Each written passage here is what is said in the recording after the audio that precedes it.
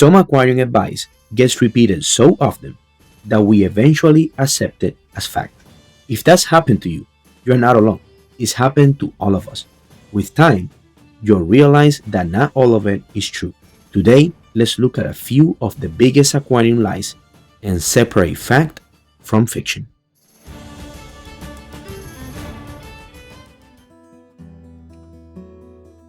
Can you grow a beautiful aquarium with healthy plants without CO2 injection?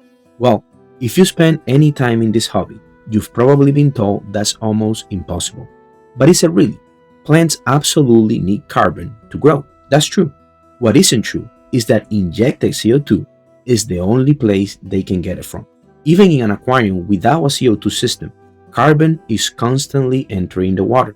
Some of it comes from the air through the water surface. The rest comes from your aquarium itself. Your fish, shrimp, snails, and even the beneficial bacteria are producing CO2 all the time. That means your plants always have a natural source of carbon available.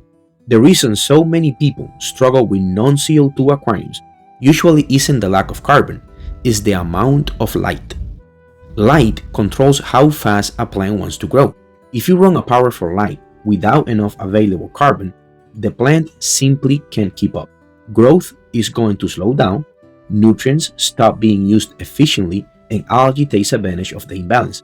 But if you reduce the light to match the amount of carbon that's naturally available, you can grow beautiful, healthy plants without ever injecting CO2. However, that doesn't mean CO2 has no benefits. Some carpeting plants and many demanding red plants grow much better with injected CO2. If your goal is maximum growth or the most difficult species, a CO2 system is definitely worth considering. But if your goal is simply to build a beautiful planter aquarium, don't let anyone convince you that CO2 is a requirement.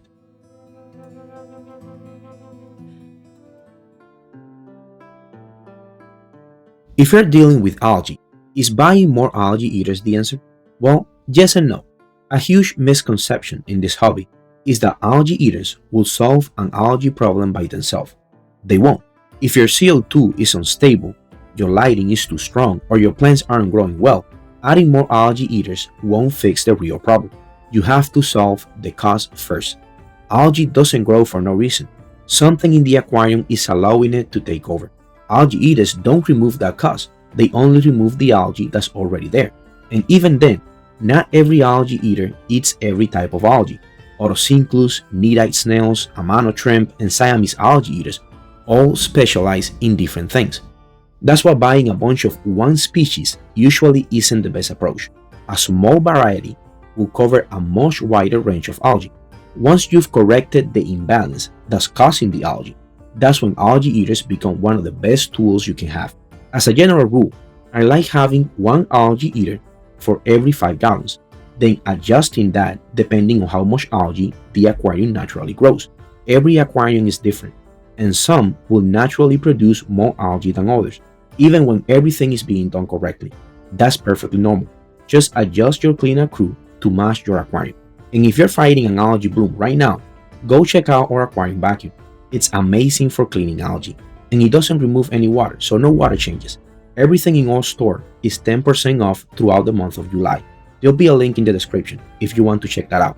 And remember to like and subscribe if you are enjoying the video. It really helps the channel grow.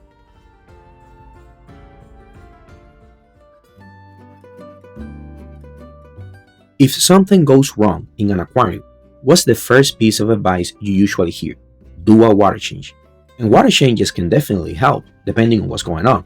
The problem is that we often do a water change before we even know what's causing the issue. A water change can make things look better for a while, but the real problem is often still there. Before you do one, ask yourself, what is actually causing this problem? Because if you don't fix the cause, the same thing will usually happen again. Let's say your fish are gasping at the surface because there's too much CO2 in the water. A water change can absolutely help in that situation. But if you never reduce the amount of CO2 going into the aquarium, the fish will be right back in the same situation a few hours later. You also have to make sure the new water is safe. If it's very different in temperature, hardness, or pH, or if it hasn't been properly oxygenated, a large water change can create even more stress for fish that are already struggling. There are many situations where a water change is the right thing to do, but don't do one just because something looks wrong. Figure out why it's happening first, then use a water change as one of the tools to help solve the problem, not as the solution itself.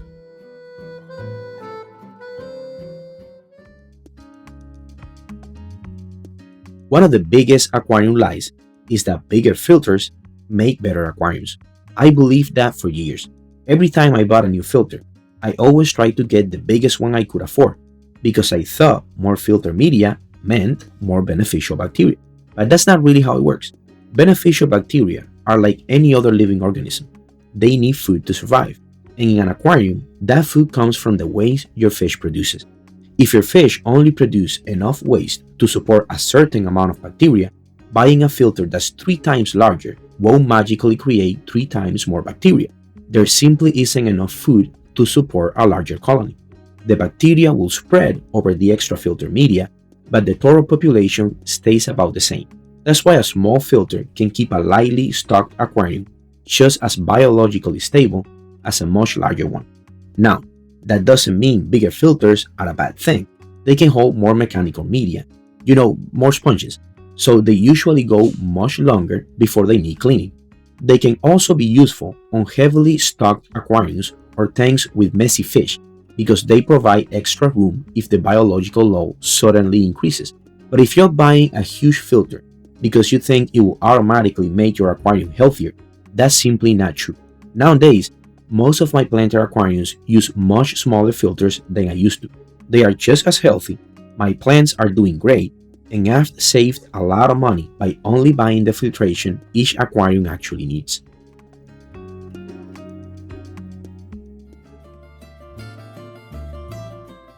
When we buy a bottle of fertilizer, the first thing we do is look at the instructions on the back. After all, the manufacturer made the product, so they should know how much to use, right? Well, not necessarily. The manufacturer has no idea what your aquarium looks like. A tank with a bunch of stem plants under strong lighting will consume nutrients very differently from one with slow-growing plants. The amount of light, the amount of plant mass, if you use CO2 injection, and even the types of plants you keep all change how much fertilizer your aquarium needs. That's why following the instructions on the bottle can sometimes leave your plants deficient, and other times it can leave a lot of excess nutrients in the water. There are even fertilization methods that intentionally add more nutrients than the plants can use. The idea is to make sure nutrients are never the limiting factor, so the plants can always grow at their full potential. But those methods only work because they do a 50% weekly water change that removes all of the excess before it builds up. If you only copy the fertilizer dose without following the rest of the method, it will be a mess. My recommendation is to start with about half the recommended dose. As your plants grow and your plant mass increases, slowly increase the amount until you find what works best for your aquarium. So now, I'd like to hear from you. If you've ever followed a piece of aquarium advice that ended up causing more problems than it solved, let me know in the comments below.